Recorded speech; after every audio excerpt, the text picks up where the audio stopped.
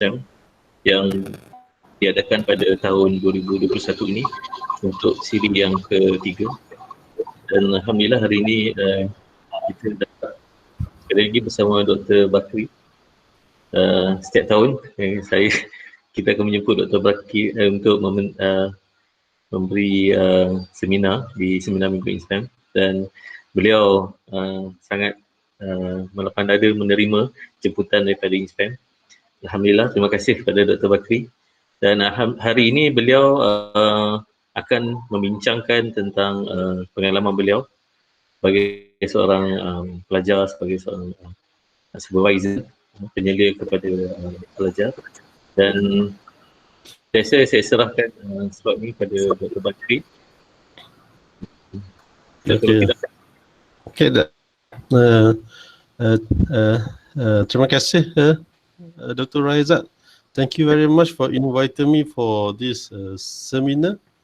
I think you can hear me clearly, is it, Dr. Raizat? Yeah. The rest. Yes. Okay. Okay. Today I'm not going to talk about something is very, very heavy, but I'm going to talk about and share with you my experience. What happened in the Your Viva Voce for myself, as a supervisor for my students, co-supervisors, chairman for the Your Viva Voce external and internal examiners. Actually, when I counting all the Your Viva Voce, I think it's reaching 50 now. Since I have another 3 within these 2 months. I became the co-supervisors. Actually, when I became a co-supervisor, I still attending the Viva Voce for that students and also for the external examiners. I hope that my talk for today is going to be not just for statistics student, for other students, because when you read your PhD or your masters, then the end of your life is going to be decided whether you are surviving your Viva Voce or not. If you not survive, then that's it. All the sweat, all your hard working at the end of your study is going to be nothing. But for the rest, I hope that you manage to successfully defend your Viva and get either your master or your PhD lah. Okay. And bear in mind, for my presentation today, I'm going to share with you my experience as a student, I think in 2007. And after that, I became a supervisor for some of my students, co-supervisors, chairman, and also external and internal examiners. The last Viva Voce that I attended is last week at one of the private universities. This is the definition of Viva Voce for those who still not knowing that. I think it's going to be the end examinations, very serious business. It's also you need to defend your, you need to talk. Actually, in Malaysia, I think Malaysia is okay, but some of foreign students, they are hardly speak. They speak maybe very fast and not very clear. And of course, in this Viva Voce, we're not going to penalize you with the language that you're using, but please make sure if you have a problem with English, and then you need to be trained how to speak properly, how to debate your knowledge. Okay, remember that the Viva Voce, although your work is very, very good, but if you cannot speak during these oral examinations, then you are in troubles. You are in trouble, because I have a few sessions that students cannot communicate very well. We hardly understand. As examiners, we found that in dilemma, because the thesis is quite good, but the student cannot defend themselves during the Viva Voce, then the decision is going to be very, very hard to make. Either we're going to penalize the student, or we're going to pass the student. Okay. And this is the definition of Viva Voce. And actually, in the real world, the Viva Voce is the oral examination for you to defend your thesis. Although some people, they can write very good, but come to Viva Voce, they cannot hardly see, hardly defend what they are doing. But in that time, we might suspect something wrong with the student. Maybe the thesis is not written by them. That's the most difficult and the most conclusion that is going to be hard for students. But during the Viva Voce, I think it's going to be good if students know what they're doing. If you write your own thesis, either master or PhD, you have no problems. If you are not writing it, then you have a problem.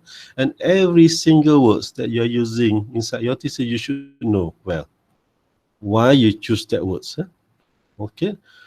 In the examinations, you need to show your ability to participate in academic discussions. If you do not know, please say no, because I think many times students actually they do not know the answer. They try to answer that. That's the thing that you shouldn't do during the Viva. If you do not know, just claim that you do not know. Much easier for the examiners. And remember that the thesis is your own work. Your own work, because I know that sometimes the programming is done by other people, and I observe that these students, they cannot defend the part that they do the programming part because they don't understand. And of course, during your studies for the master and PhD, you might go to conference. That's the best exercise. You go to international conference, you go to national conference, present your work. That's the good thing for you to do along the way. If you not manage to present, I think at least you can present among your supervisors every semesters. It's why I think UPM students, especially, you need to organize a meeting with all your supervisors every semesters, because this is going to develop your skill, how you want to defend your work, how you understand well your work. Okay, and this is leading to the end of your study. You are being awarded the degree. It's pity along my participation in Viva Voce, there is a few students, they are not successful defend their thesis. With hard work, 2 years, 3 years, 4 years, at the end they are not managed to get PhD or masters. Okay, and this is about Viva Voce. And remember that all Viva Voce sessions are unique.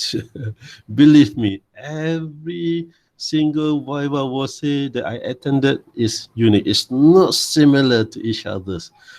Why is unique? Because every time we had the Viva Voce, we have different students, we have different topics, we have different field, different time, different supervisors, different place, different chairman, different examiners.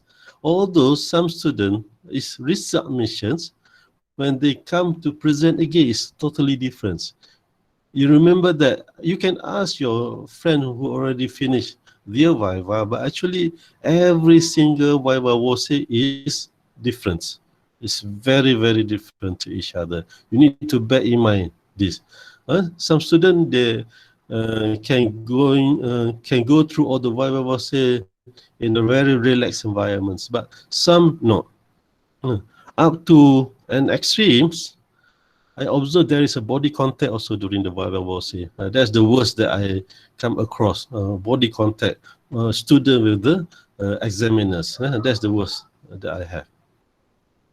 And this is the purpose of Viva. You need to know this, because the purpose of the Viva is to establish that your work is sufficiently higher standard to merit award the degrees. Remember, during the Viva, you need to demonstrate an original contribution to the knowledge. It's why the examiner always asks whether you have contribution or not inside your thesis. Is it good contributions, weak contributions? How many contributions that you have? And nowadays, people are also asking whether you're going to be able to publish your work. Is it publishable or not? This all is going to be asked.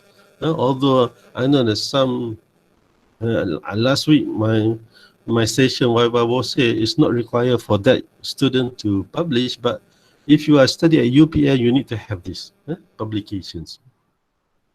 This is the purpose of Viva.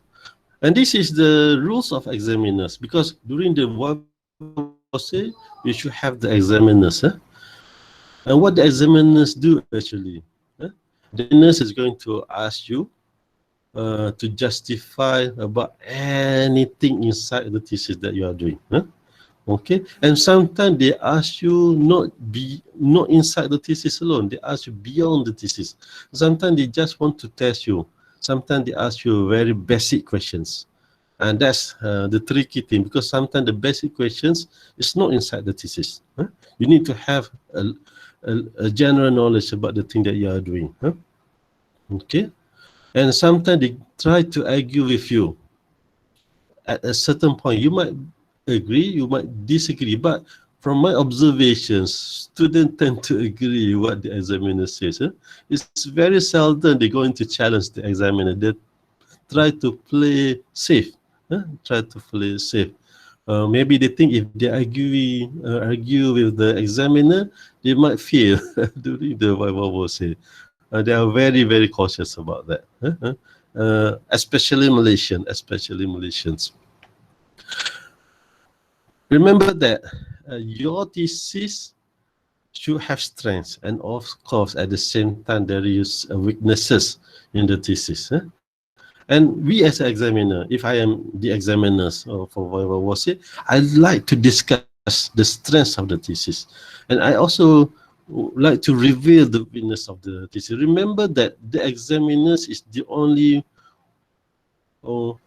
person, the group of person in this world being paid to read your thesis. These examiners, they're going to read your thesis and try to give summary whether this thesis is okay or not. Okay, and during the Viva Voce, they're going to ask all these things. And if you found that the examiners always attacking you during the Viva Voce, please be cool. I know many students are very nervous during the Viva. They thought, this examiner is going to find their faults. But at the end, they still get a good result. They still can defend their Viva. I found that in many cases, the Viva Voce is very, very hot. And the examiner keep asking the students many questions. And the student at the end cannot answer the questions properly. But at the end, the result is still student side. The examiner still give a good mark for the students with the recommendations. During the Viva Voce, please try to make sure yourself is going to be very calm. Try. I think you need to behave yourself during the Viva Voce. You need to know your examiner. Of course, you didn't know your examiners. It should be confidential for students. You're going to meet with the examiners during the Viva Voce times. And before that, you will not know them. Okay. And first, I want to share with you my own Viva Voce. It was in 2007. I was graduated from Lancaster University in the field of extreme value modeling with the sport data. The problem with my Viva Voce is too easy and too short. It's why when I come to Malaysia, I'm going to be very difficult to explain to my the students because my Viva was is too short and too easy. During my Viva, what happened? I only need to answer one questions until the examiners satisfied. They only asked me one questions. It lasted less than an hour. The Viva was no slide presentations with time break, with the verdict, with refreshment and taking pictures. Everything is finished less than 1 hour. This is my Viva was. My own experience. It means that I have no experience at all. It's why I put here and nothing to share. And I also have no publications during my PhD time. And my thesis is only having one page corrections, and I done that with my internal examiners, and there is no correction for the language because my supervisor keep checking my English from the beginning of my PhD study. That's a good thing because my supervisor there, he are very diligent. He check all the English pages by pages. At the end, when I have my Viva Voce, at the end, I have nothing to correct anymore for the language.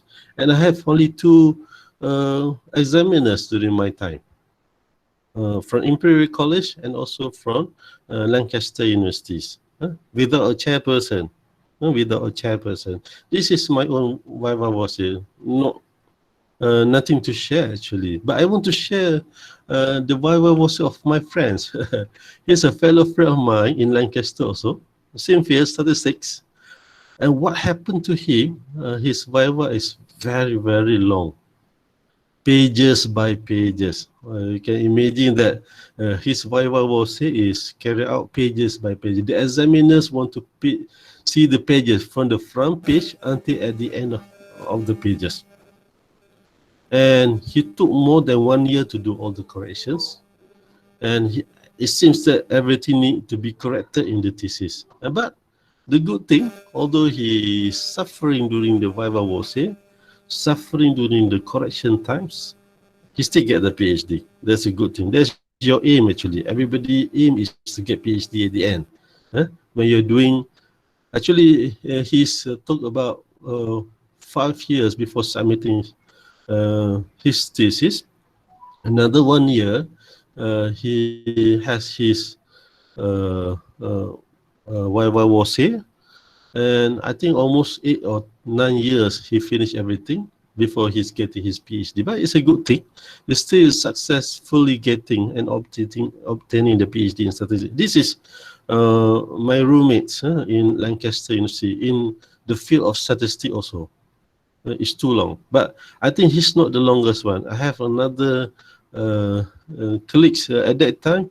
I think about 9 hours. I think that's the longest that I heard among our friends being involved in the Viva Voce at that time. He's from Spain. He's from Spain. Break and continue again. It's a summertime. 9 hours for his Viva Voce, but at the end he still managed to get PhD in time series, as far as I remember.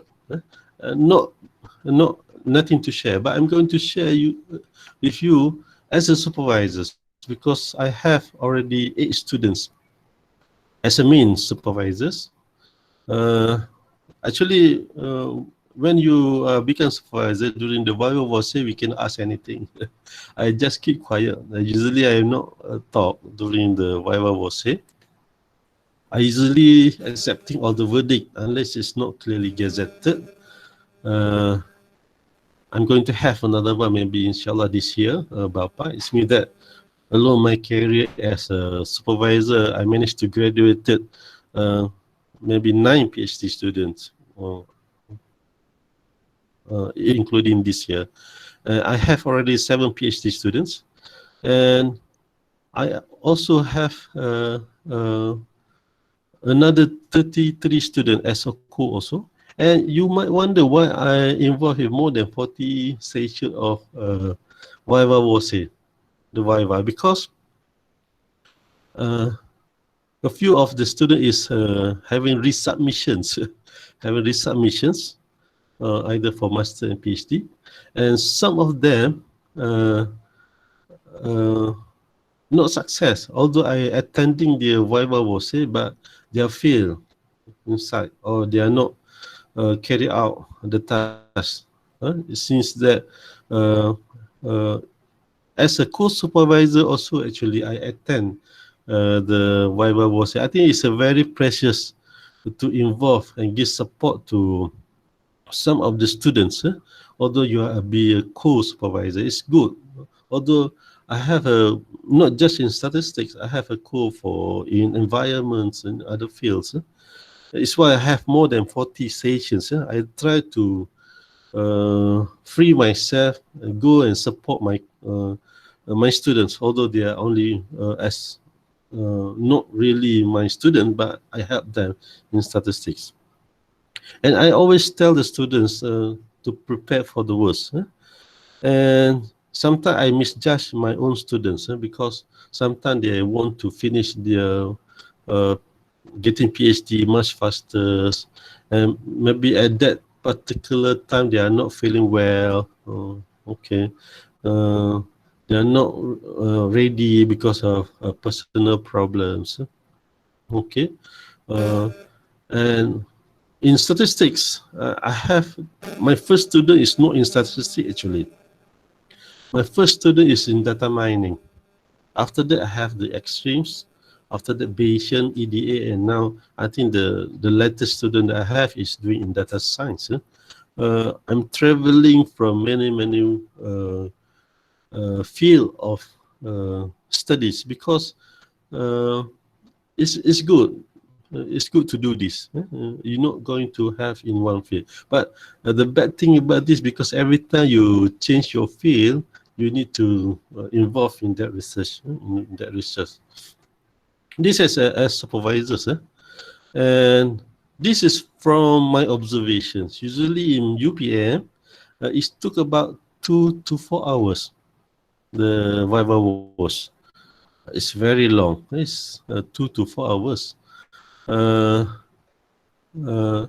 the problem with many students is the slide is not tally with the thesis. That's the problem, because actually the simplest thing that I can say, actually in thesis they put table 4.1, but in the slide they put table 1.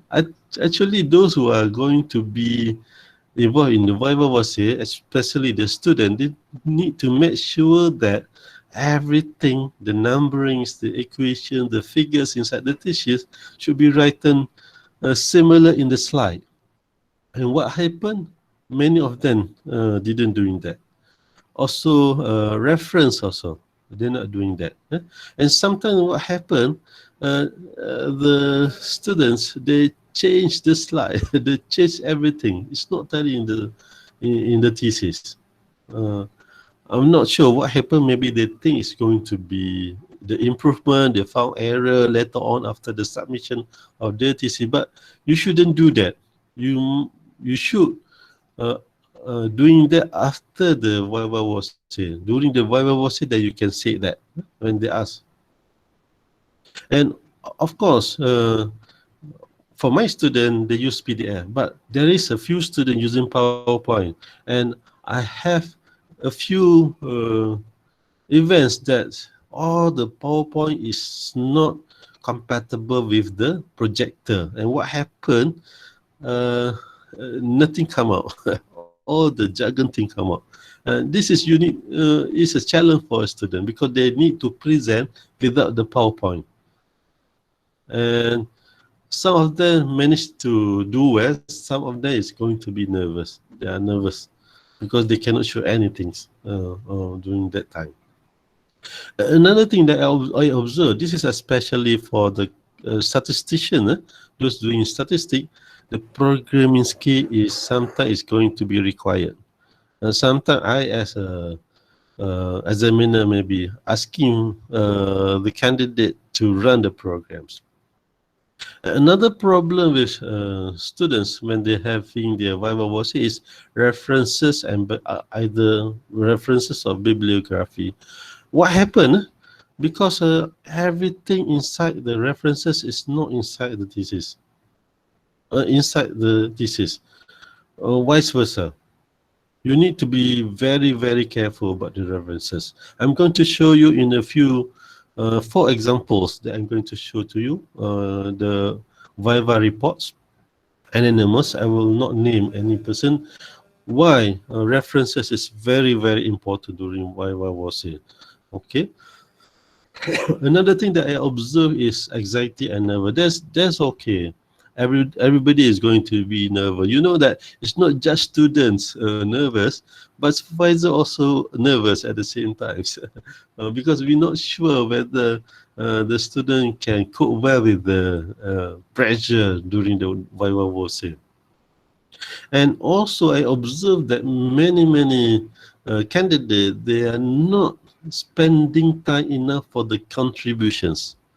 That's the problem. When you not mention your contribution from your thesis, what happened? The problem is the examiner will not know that.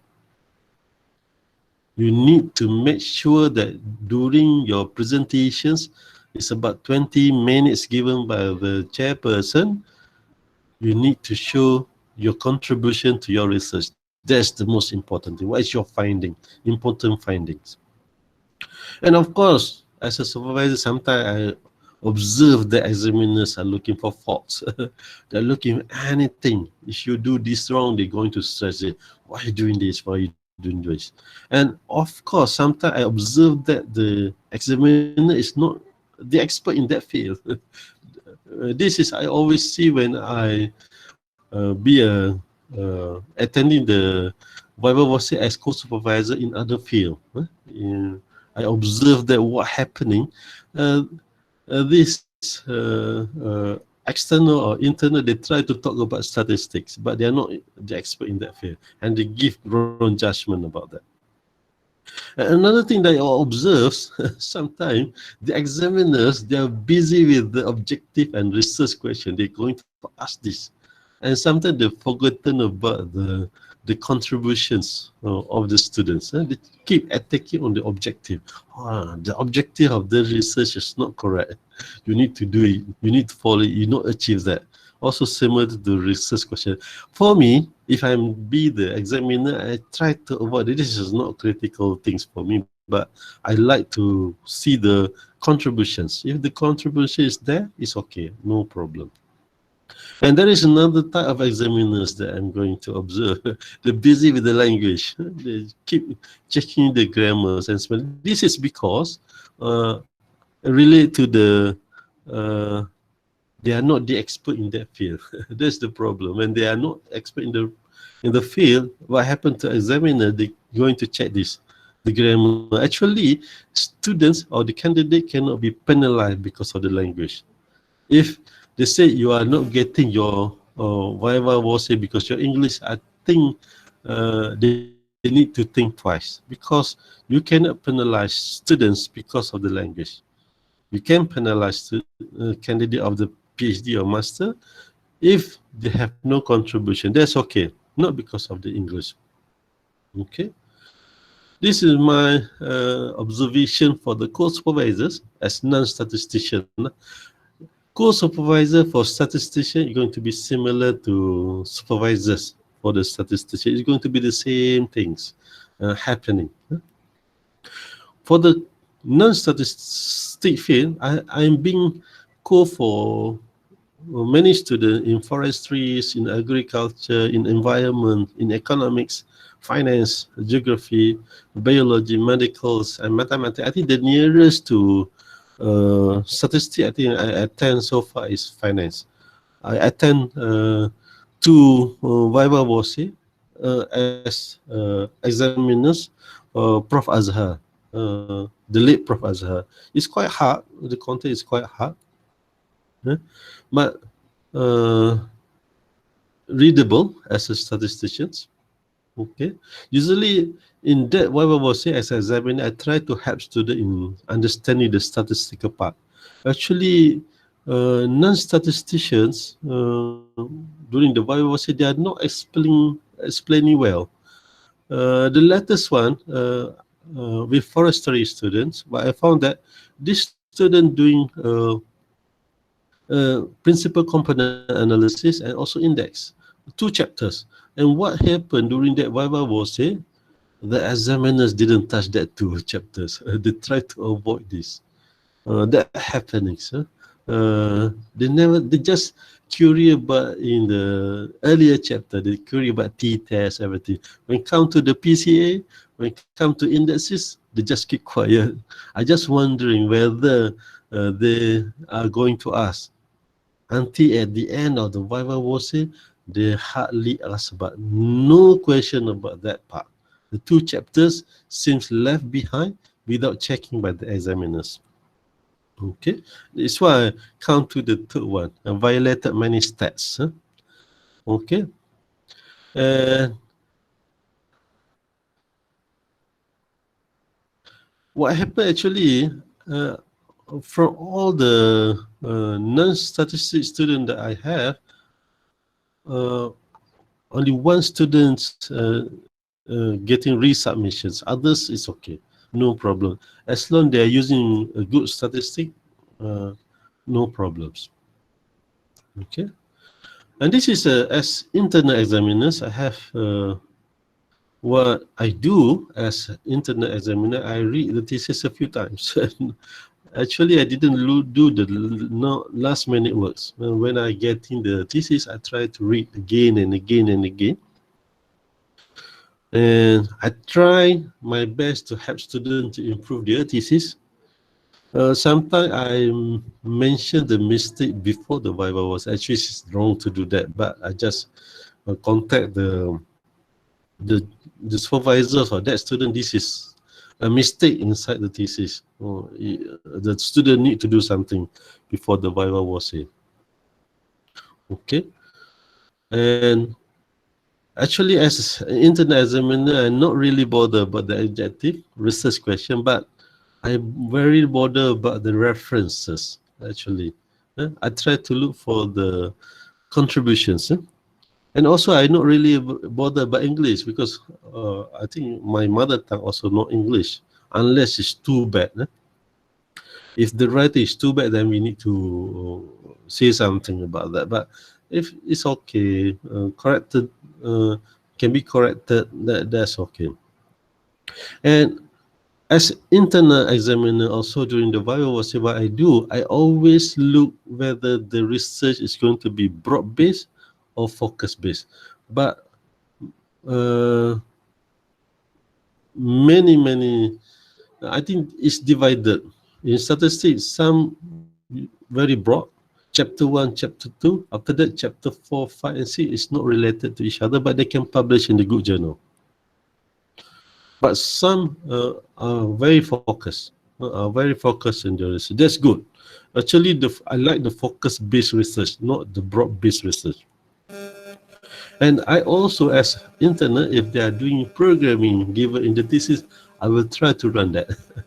Because many of statistics students, they are using our program, and I try because sometimes the result is, I might suspicious about the result, and I try to run myself, and I found that defaults inside. And of course, the title and abstract should be properly done.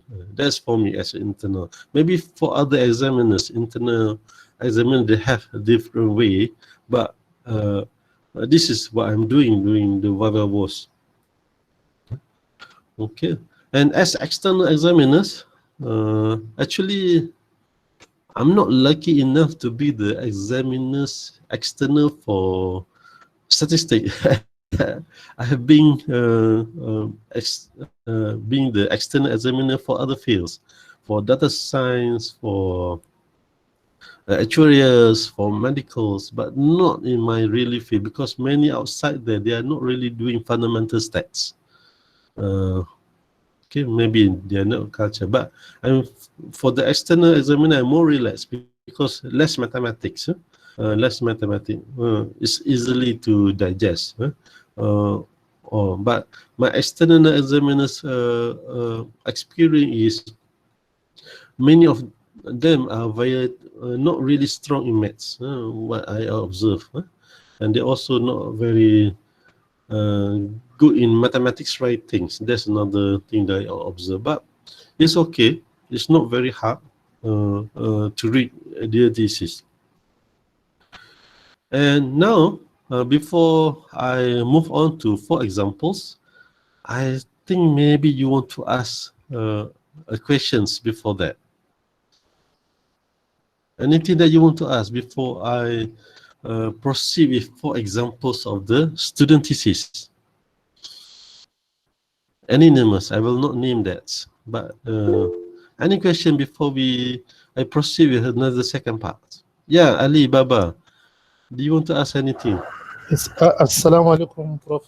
Thank you for the presentation. It's really enlightening. I have about 2 questions to ask with regard to what you have so far presented. The first one is there any maximum number of objectives that is required specifically for PhD or master's students for their work to be approved? This is the first question. The second one is there any specific required limited number of pages for the work that is required for both PhD and masters? Thank you, sir. These are the 2 questions.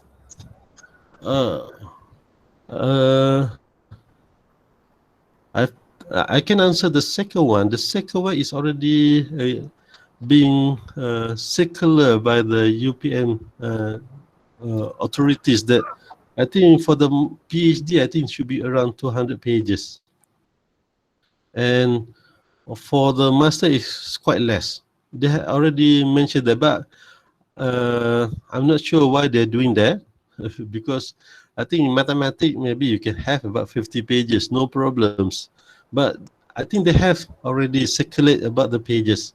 What is the average pages that you should have for your master and PhDs? You need to ask the JSO. It's already there. Okay. And for the first one, objective, actually for PhD, in my observation, should be at least 3 or 4 for PhD. For the master, I'm not sure, but I also make it 3 or 4. Okay. Yeah. But because for the Viva Voce, I attending more PhD sessions than master sessions. More PhD than masters, my experience. But for the PhD, should be 3 and 4 good contribution. Okay. It means that you might be publishing about 3 or 4 articles. That's the average for statistic field. You cannot have more than that. If your thesis is very good in statistics, for PhD at least maybe 3 in average, not 10. Impossible for us to publish 10. Okay. For master, maybe 1. For statistics field, I think master maybe in average 1. Of course, in other field maybe have 5, 6, 7. But in statistics, I think in average, the minimum one it should be 1, because that's the requirement now. Okay, Baba.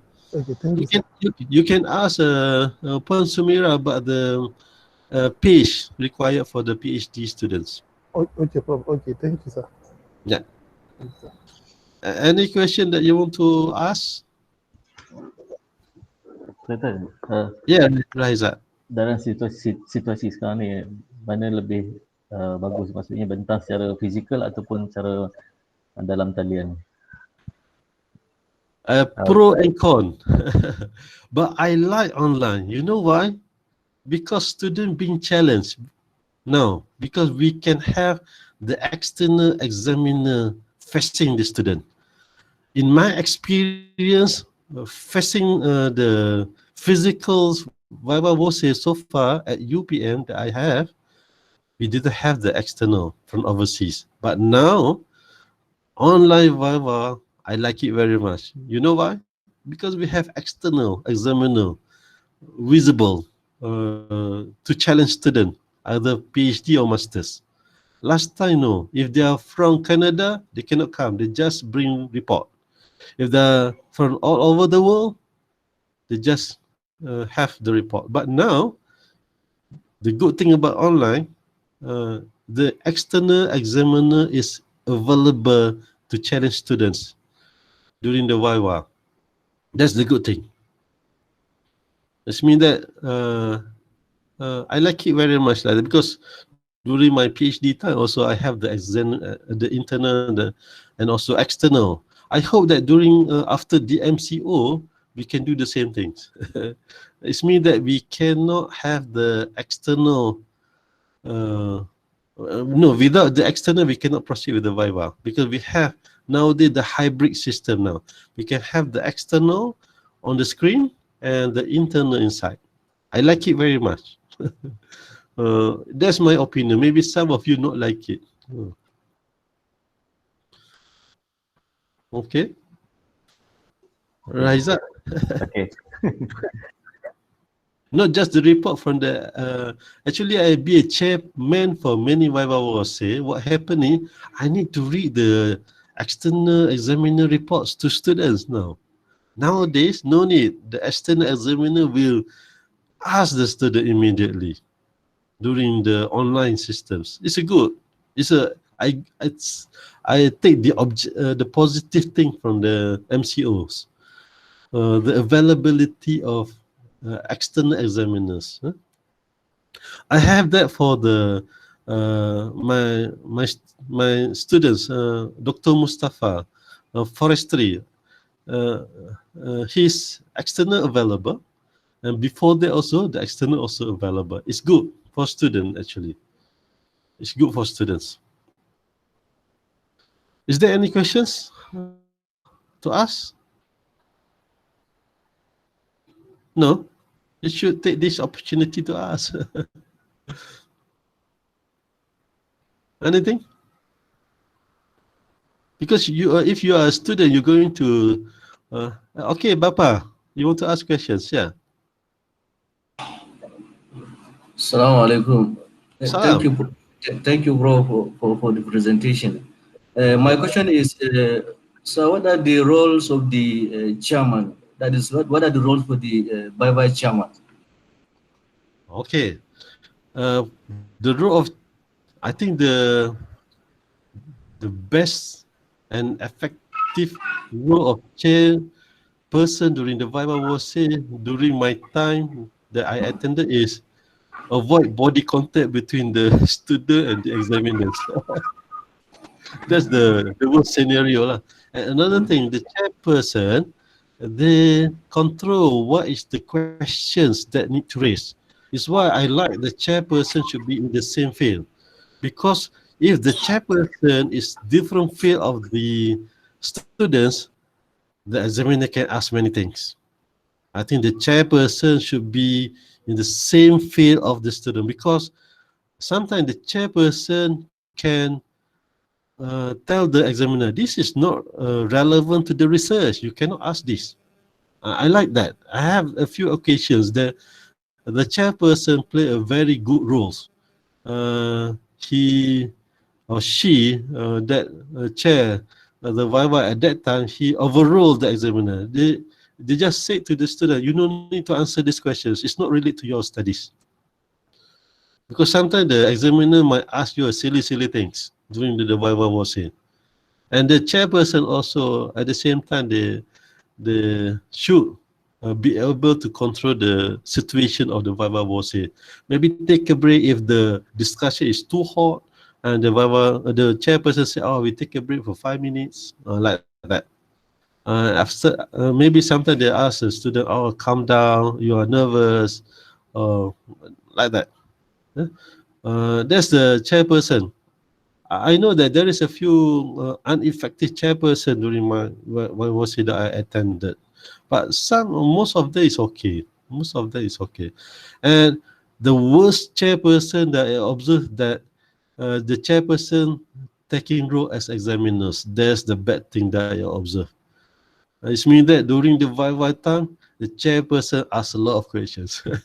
Actually, the chairperson, they no need to examine the candidates, but at that particular session, the chairperson become the most powerful examiners that I observe.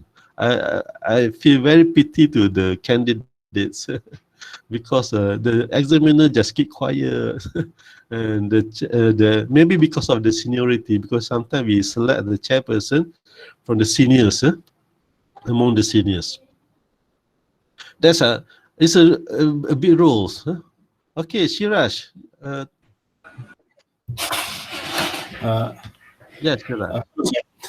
Doctor, I want to ask, what is a thing to do, or what should you do if you feel that the examiners are being very aggressive with you? It happens to me. I'm not sure as I'm a colleague, and I had my Viva 3 months ago, and I felt that they was really aggressive with me, and actually they gave me Viva. So, yeah, and I'm afraid that the next time they are going to be the same, the same way. It's going to be very aggressive. I think this is what I think the aggressive chairman actually is the choice of supervisors.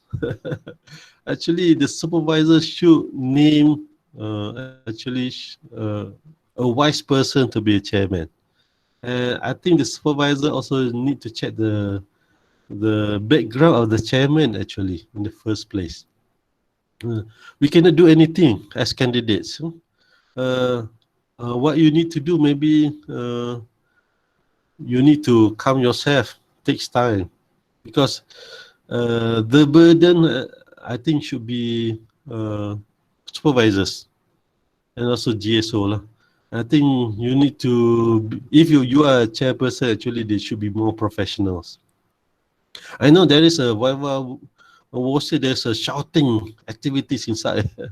They are shouting to each other. That's happening. Because sometimes we are, maybe I'm not sure, because it's happened. I saw that. Maybe examiners should. I have no answer for that. Sorry, Lasilas. I think you are not a lucky guy lah during the Viva Voce. Okay. Sorry, Siraj. I cannot answer that. You are unluckiest person, maybe. It's okay. Hopefully you survive your PhD. Okay, any other person that want to ask? For the first part before I share with you. Okay, Amira. Hi, Assalamualaikum, Prof. Salam. Yes, based on your experience as examiners, Yes. do you think that mock Viva is an excellent tool to prepare students to be prepared for the Viva Voce, or is it better to have some sort of spontaneity in the Viva Voce without the mock Viva? What do you think, Prof?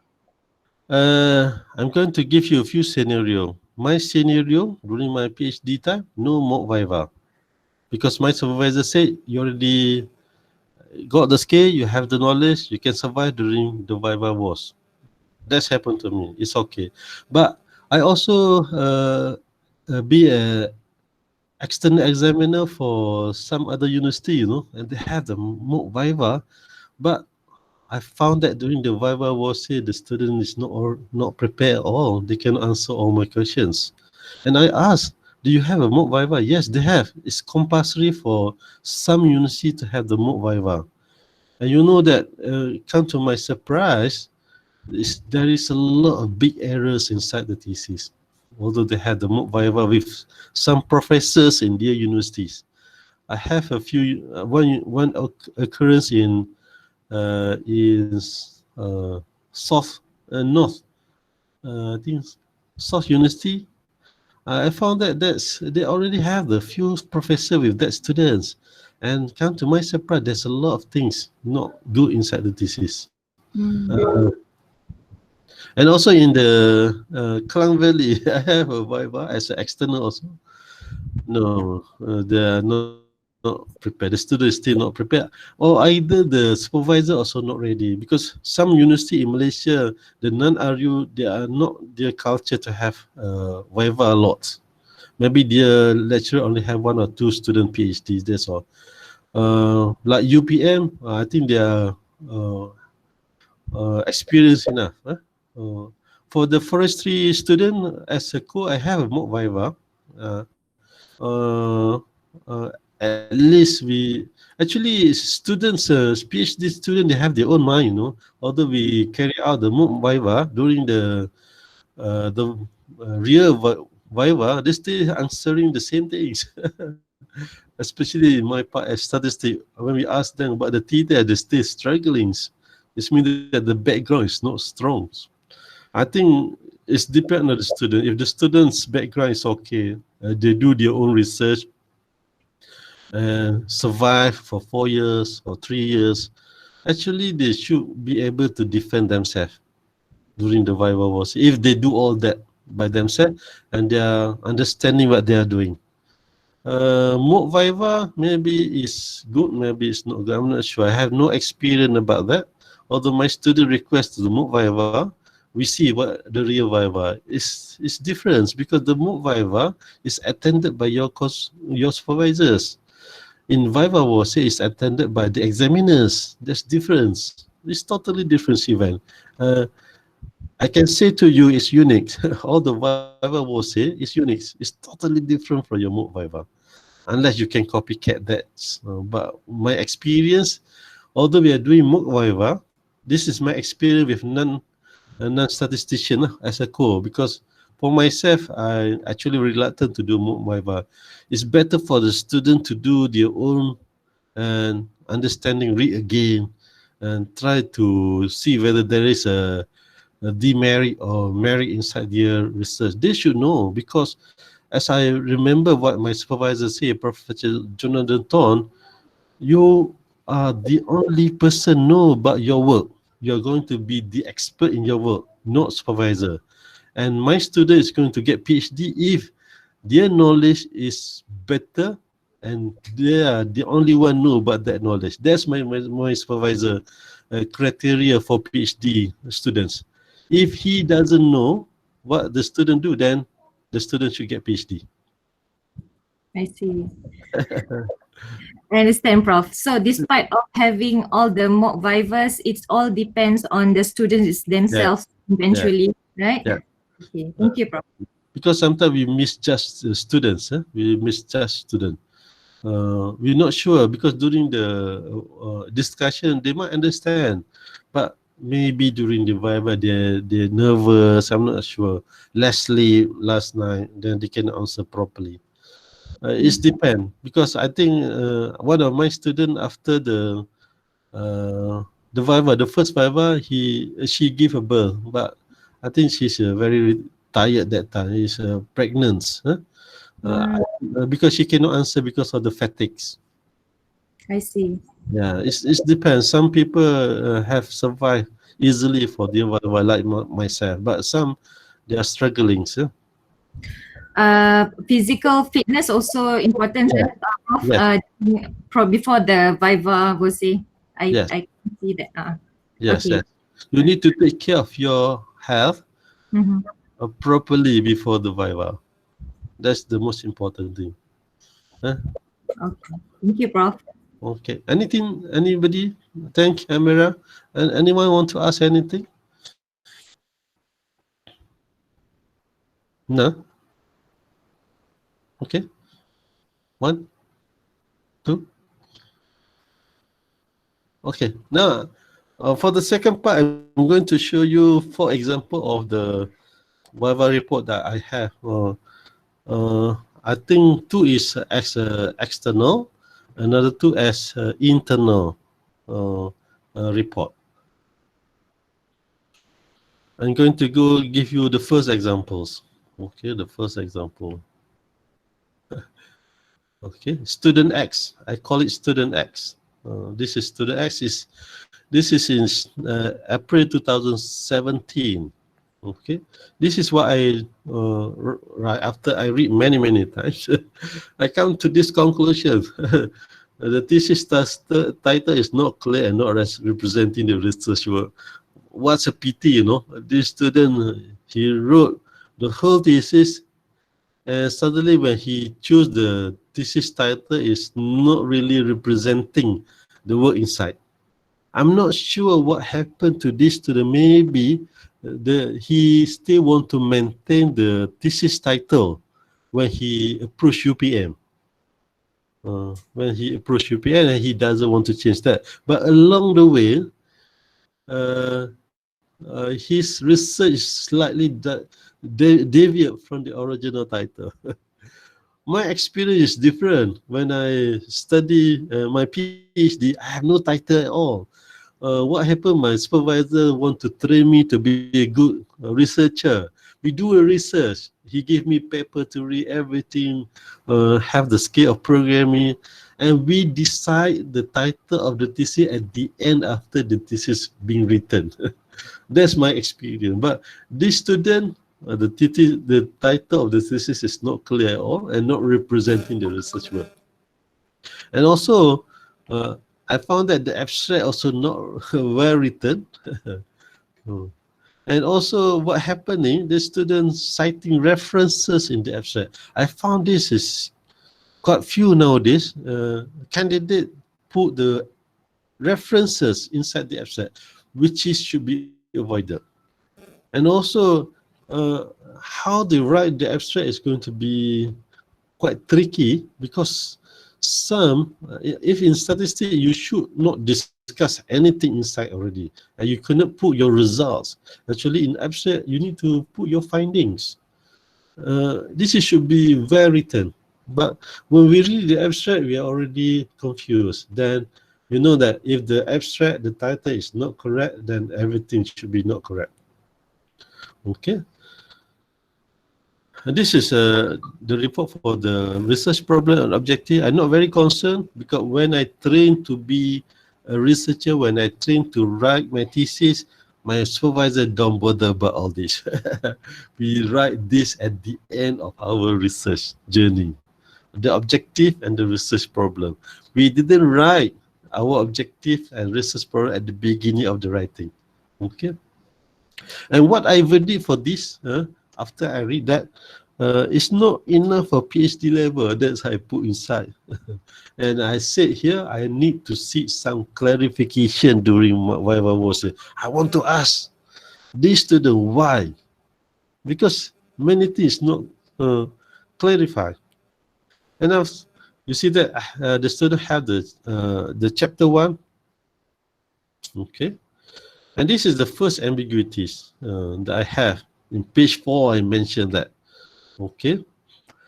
My ambiguity is, we already have the model with 4 parameters, and he introduced another model which is more complex with 6 parameters.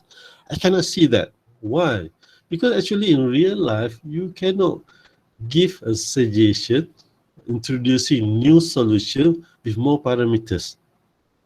If he tried to reduce the parameters to 2, we understand it's more simpler, the better. But now he tried to introduce 6 parameters instead of 4.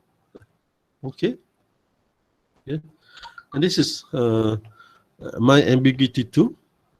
Okay. The model, the distribution is not fit with the data that they want to do.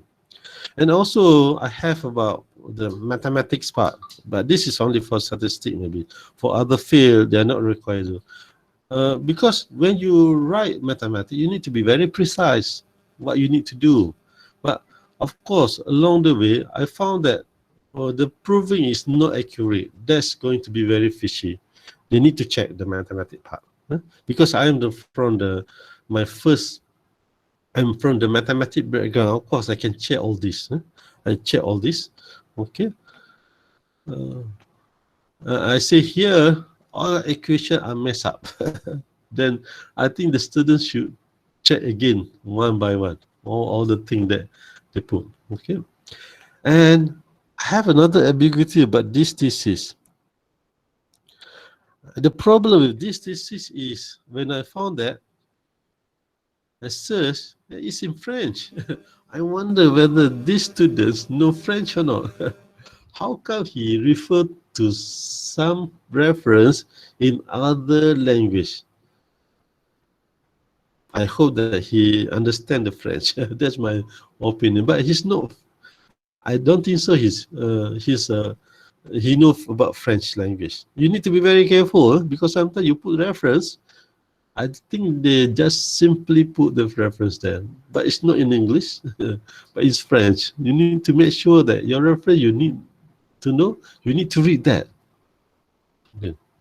And also, I found that the reference is not in 1999. It should be 2002. You know, nowadays, the examiner can go to Google, go to Google Doc, or this Chrome, and can check immediately. You know, the students should be very careful nowadays because all is on the fingertips. We can check. Okay, it's why I put here. I think secondary references by the student have been practiced, or he just put the reference there. That's my assumption as examiners. Okay. This is my ambiguity, page 15. The proof for this function is not accurate. Oh. And also, there's another serious thing that many students doing that. You see here, I said the material here, I believe student has taken from wikipedia.org. Remember that, do not take from this source. You only need to take the references from your peers. Peers journal review. Don't take from any sources, which is no peer reviews. Okay. And this is a scope of studies. Okay, I already mentioned that. And the contributions, I put here not enough for PhD level. Okay, and I go to chapter 2, literature review. Again, the equation is not clear and not well defined. And again, the problem that in this thesis is that these two references are not peer review source, unreliables. And also, this student put another reference, when I check, it's not related to the research. That's the problem. The examiner who are very diligent enough, they go to read again the reference that using by the candidate. That's me sometimes, because I feel very fishy about this, because I might heard this before, and I check again. Actually, the student, the candidate didn't read that article, and they just simply put that. Okay. Another example here. The candidate used this reference, Gelman et al. But although they are discussing about the Bayesian statistics,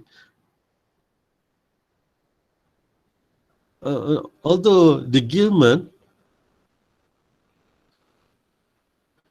should be related to the Bayesian statistics, but some part, when they talk about the Bayesian stat, they didn't refer to Gelman. That's another thing.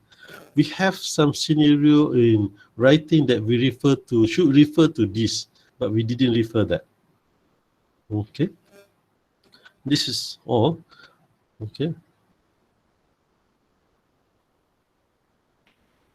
And also another thing that I found that in Gilman, because I'm using this a lot as examiners, this is our field, we know.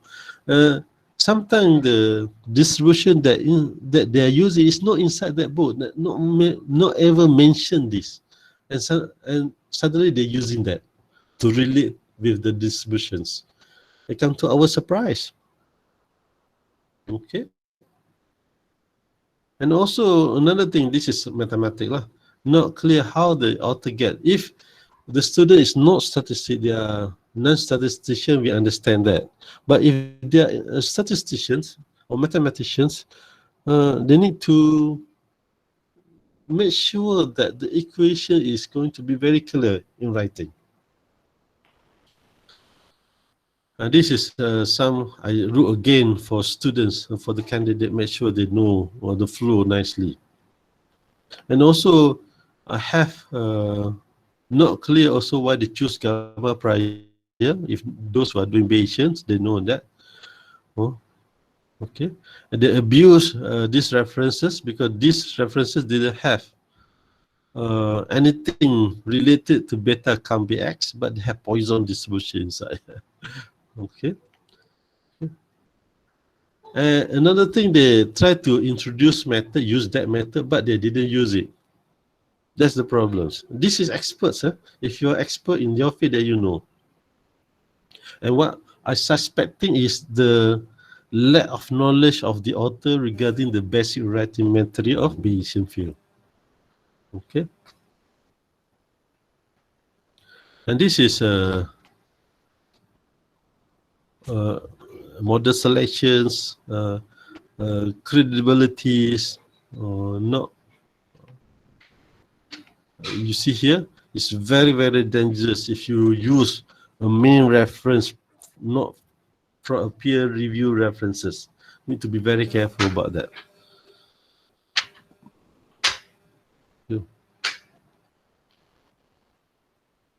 And another thing, because I know about the programming, because I'm very fishy with the result, I run it.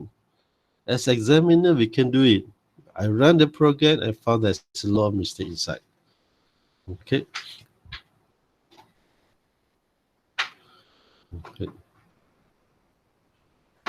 Okay.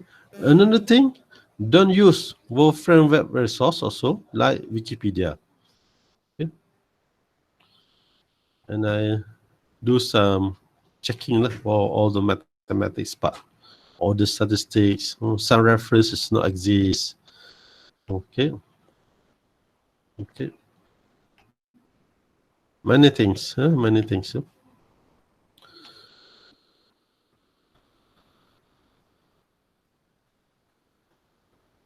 Okay. Application of real data. Some results are being discussed badly. The problem with this candidate, he mentioned about using Bayesians, but until at the end, he's still using the maximum likelihood method, which is, I just feel weird. Okay. And this is my no merit for PhD. But during the Viva, you know what happened during the Viva? I tried to help these students. At the end, we give him only minor. A surprise, everybody. He do a lot of mistake, everything inside. At the end, I also run the programs, which is contain a lot of things. At the end, we agree to give this candidate only minor corrections for these students. Okay. Although in the first place, I think he cannot get PhD. When I read the thesis, but after the Viva, during the Viva, we do some discussion, we do give some input to the students, and we have a sense that, okay, we give him the minor correction for his work. I hope that he appreciates what we have done as examiners, giving him the minor correction for this. Okay, this is the first example. Okay. First example, before I go, I have 3 examples. I hope that I have enough time to present to you. This is the first example. Very hanky-panky thesis, a lot of things inside. Okay, Faris, you want to ask something? Hi, Dr. Bakri. Doctor, do you think, hi, Doctor, do you think program code should be put in our thesis or it's not necessary? There is 2 opinions. If you want to copyright it, don't put at the back. But me as a statistician, as an examiner, I want to check sometimes what happening. If you didn't put that, another thing that we as examiner, what we can do, we can ask them to run during the Viva Voce. No problems. It's depend on students. If you want to put as a copyright later on, then you no need to put inside the thesis, because the thesis is already copyrighted by UPM, you know. I think it's compulsory for student to put the copyright UPM. But my thesis, Lancaster University, my supervisor asked me to put copyright my name, Muhammad Bakri. The thesis is belong to me. Although I doing that in Lancaster, but copyright is belong to me. I put the copyright my names, 2007. But UPN, they ask you. I'm not sure. I think they put in the template already. It's depend on you. If you want to copyright that later on, then it's better for you not to include. But it's also depend on the examiners, the examiners. Because sometimes the examiner suggests, why not you put at the end of your appendix? That's your choice. That's your choice. And for me, I have one or two occurrence that I say to the candidate, don't put your program at the end of your appendix because the program is wrong. I just advise like that because yes, it's not a good program, but give outputs. Okay, Faris. Okay, Doctor. Thank you. And anything else you want to ask before I go to the second examples?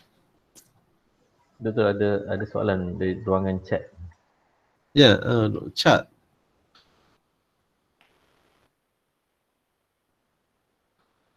Is it possible for us like digital repository like if it's a peer review, yes. If not, you need to check whether digital repository that you have like G2 is peer review or not. If it's a peer review, then it's okay. You know that UPM peer review is only two, Scopus and Web of Science. Others is not actually. Actually,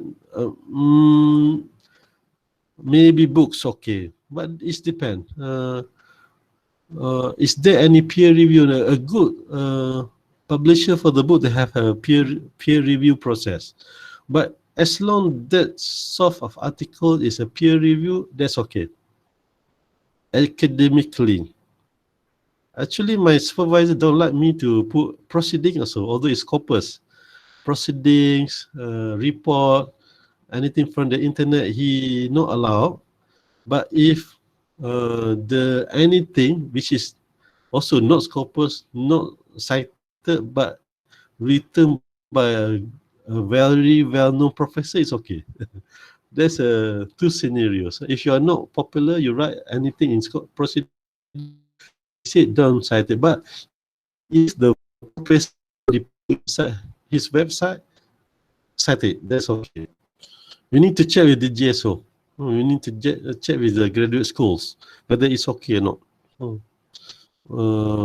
But for me, if there is any peer review, then okay, no problems. Okay, Najmi. Okay, I think I'm going to show you the second one very fast. This is the second. Okay. I found that it's quite fishy because of the notations. Lot, loan, they write. I have no comment with the thesis topics. The abstracts, only remember one word is going to be misleading. Then we, okay. I have no the objective. And what happening? The results. The result. I have a literature review. Okay, but they use he, she. That's another problem. You need to try to avoid he or she because you're not sure about the gender of the authors. Be careful about that. And my problem is with this. This candidate have a results. You know, because this result in statistics, if you know statistics, we need to check because this is almost zero. If this is almost zero, then the model that you propose is not okay. Actually, you see that it's mostly better, no, and better. What happened from this result? The candidate didn't test it. That's the thing that I do. And I also run the programs. Okay. Then give a results. They have some infinity inside. This is the program. I check again, some mistakes. Okay. I put the resubmission for this actually. At the end, okay, the good news, after our discussion, I asked her not to show your program at the end of the thesis. We give minor also for these students. Minor. Minor. Okay. This is another example. Okay. This is the problem with this is all the research is concentrating on one article, which is this article. This is the status of the article. It's not a peer review. Okay. But luckily enough, this Morris 2016, he published in 2019 with knowledge of the students, the candidate, and he also published in some report which is peer report. But what happened, we let go this thesis and this student get the major because of that. And they have other things lah. Of course, because they are not clearly doing the ODE. I just make sure that he need to write the ODE properly lah. I give some example. Best to help the student to solve this ODE. Hopefully he write very simple line for all this. But I give him the solutions. Okay. This is all the things. And what happened? This candidate, he liked to write with symbol or notation in a sentence. He started with alpha, blah, blah, blah. This is very obvious English, cannot be carried out. Okay? This is the comment. And this is the last that I want to show to you. The problem with this is they're using this student citing his work inside the thesis. The problem with this is not published in credible publishers, and the journal that they cited is only after submitting is accepted within 3 months. And there's a lot of things inside here, and we found that many things. And of course, at the end, we also agreed to give him to pass his Viva. Although at the end, he talked about the Bayesian random forest. He never showed the Bayesian random forest in his thesis. A surprise to everybody. He talked about this a lot, Bayesian random forest, but no, there's no Bayesian random forest in the thesis at all. Okay, there's 4 examples that I want to share with you.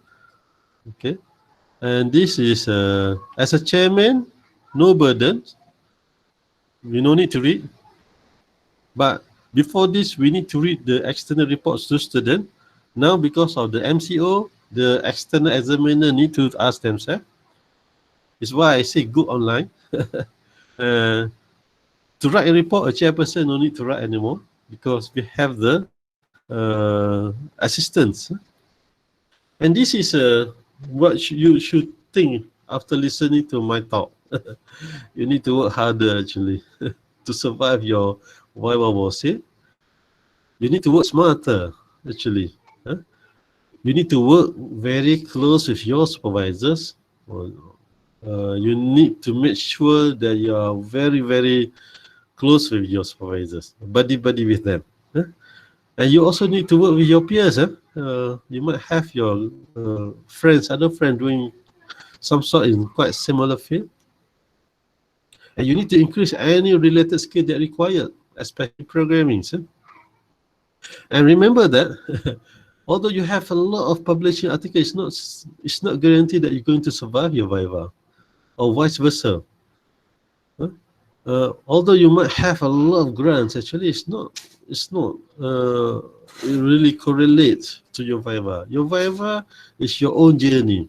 You're going to be alone there. Although I observe that some supervisors try to speak and answers for their student during the Viva, but for me it's not ethic to do that actually, unless it's being asked by the chairperson. The supervisors during the Viva should be close their mouth, because that's the only time that students are being tested, are being challenged academically. If you start, actually in my opinion, if the supervisor start to answering on the behalf of the student during the Viva Voce, then the credibility of the student is, the candidate is down. For myself, I try my best not to interrupt during the Viva Voce. I just being observer during that time, unless being asked by the examiners, by the chairperson. If not, just keep quiet. And this is all my things that I want to share with you today. It's going to be unique for each of you. Your Viva Voce. I hope that's the end of my presentation for today. Open for audience, members of the floor, whether you want to ask me anything regarding the slide today. Is there any question that you want to raise? You might not be agree. My experience might be different from others. Huh? Okay, Siraj, you want to ask again? Okay. Is there anything that you want to ask? Yes, Prof. Yeah. I told you already that I had my Viva before 3 months, and it was basically reviva. And now they have a lot of comments that I need to do before resubmitting my work during 6 months. And after that, I'm going to have my reviva. So my question is, I'm thinking of approaching the examiners, the internal and the external examiner, and show them my work before the Viva, something like mock Viva before the real Viva day. What do you think about that? Okay, there is a agreement when you get your verdict. Okay, I have this experience. During the verdict, when you get your reviva or resubmission, you need to ask whether you can communicate with the examiners or not. If you not asking that, it's not polite for you to contact them. You need to do that during the end of your Viva Voce, because I have a few occurrences that the examiner say, I don't want to link with students. The student need to work with the supervisors. You need to be very careful about this. You need to, what is the senses that you get during your, at the end of your Viva Voce, whether you can approach your examiners or not. Actually, I sent both of them an email, and No. I thanked at the end of the Viva Voce, is there any request from you to communicate with the examiners or not? That's the most important thing, because that thing is going to be written inside the report of the chairperson. There is nothing explicitly mentioned either to communicate or not to communicate. Yes. Then I assume cannot. I assume cannot, because you don't request, because the supervisor at that time should be play brilliantly, unless you have the young supervisors. Maybe they do not know this, but I have a few occasions where some of the examiners say, no, you cannot contact me. Very precise. You need to ask at the end. The supervisor should have student at that time. And I have the Viva this week or last week. The supervisor asking whether student can contact or not personally, and then we say yes. Then okay, no problem. But sometimes the student didn't ask, the supervisor didn't ask. Then the formality stay there because you're going to interrupt their life. Okay, Siraj. Thank you so much. Thank you so much. Okay, there is another questions. Yes, Prof. I just want to ask regarding. Who want to speak first? Who want to speak first? Baba, okay. Okay, sir. Okay. Actually, my question is regarding the reference you just mentioned about proceedings, reference from journal proceedings. Is there any maximum number of papers that are required the proceedings should not exceed?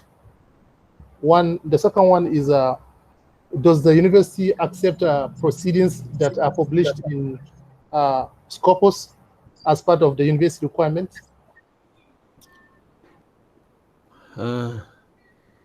Yes and no. But my opinion, I don't want proceeding to be cited because I know the process of reviewing the proceedings. Okay. For me, I don't like it, but maybe your supervisor like it. I'm not sure. But my opinion, try to avoid proceedings. Okay.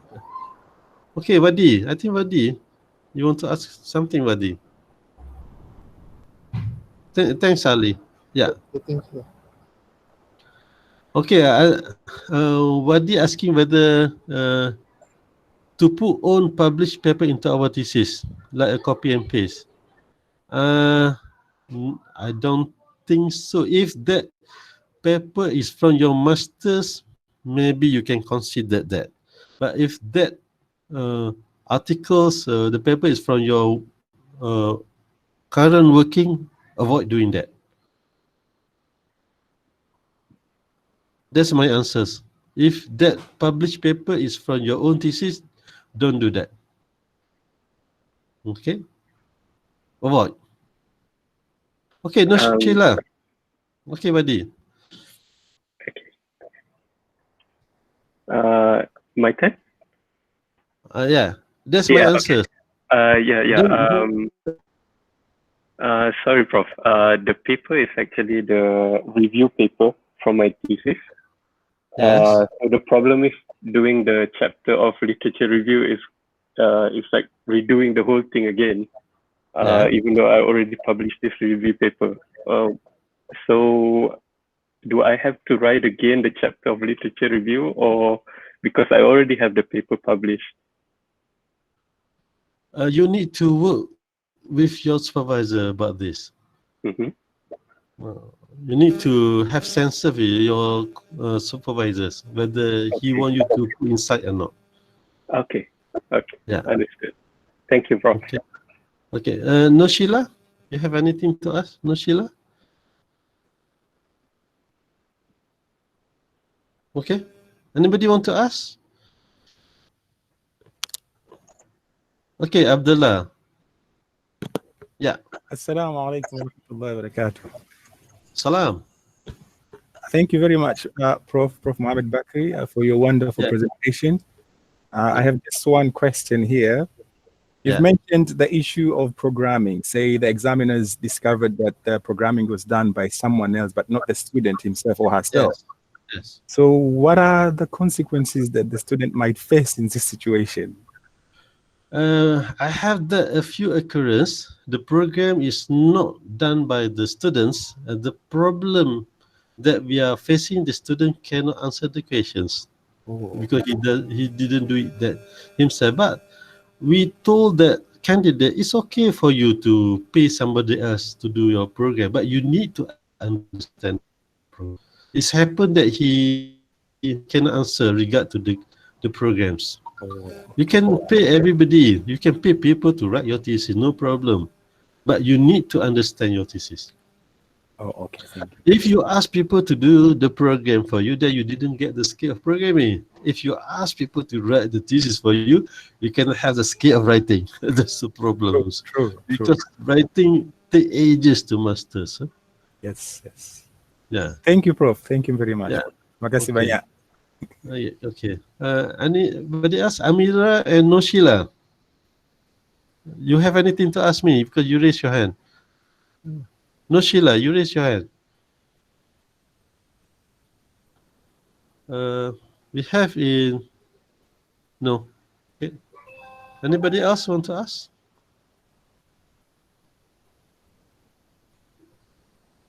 Anything to ask? It's very privileged, you know. You're not going to listen to this. This is very confidential, actually. To talk about the Viva Voce. Yeah, Harliza. Okay, Assalamualaikum, Prof. Salam.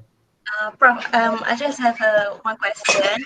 Actually, I already faced my Mohd Viva twice at my faculty level, and the outcome and the comments from the panel, I can say it is not that good lah. So I done my correction already, okay, accordingly, and the thesis already been approved by my supervisor to submit. However, I have zero self-confidence on facing the Viva, the real Viva, as for now. Is there any word of advice from Professor, Prof? That's the side effect of Mohd Viva, you know. I observe that if your Mohd Viva is not okay, you are demoralized. That's the problem that you're going to face. For me, if you believe in yourself, you should know whether your thesis is okay or not, because you are going to be the expert in that field. My supervisor told me, Professor, you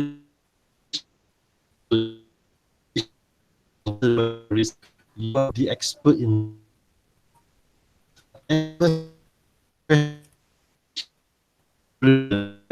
you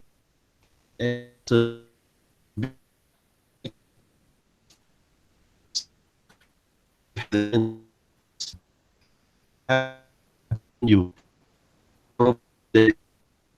have the mind of examiners and chairmen that they are going to be better than the candidate, then it's not a good sign, because at the end of the journey, the candidate is the one who's going to be gurus, master in that field. For me also, if my student know the at the end to be the gurus of that field, I get the knowledge. That's all. That's the thing we need to.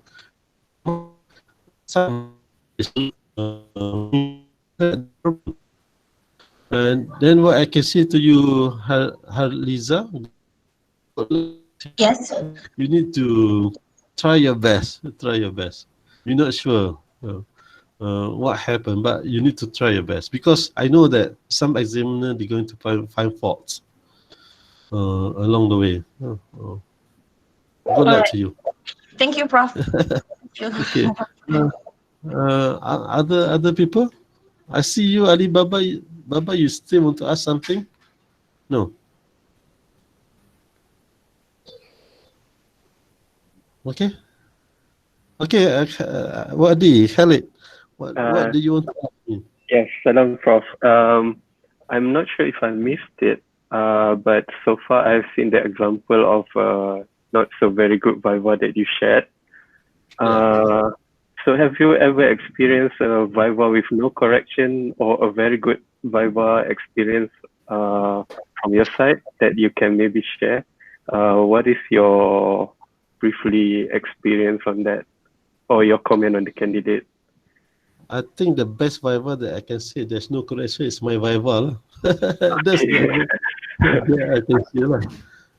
Because at UPM, although you have fulfill all the requirements, you didn't have any errors, but you still need to convert A4 to B5. That's the problems. Okay.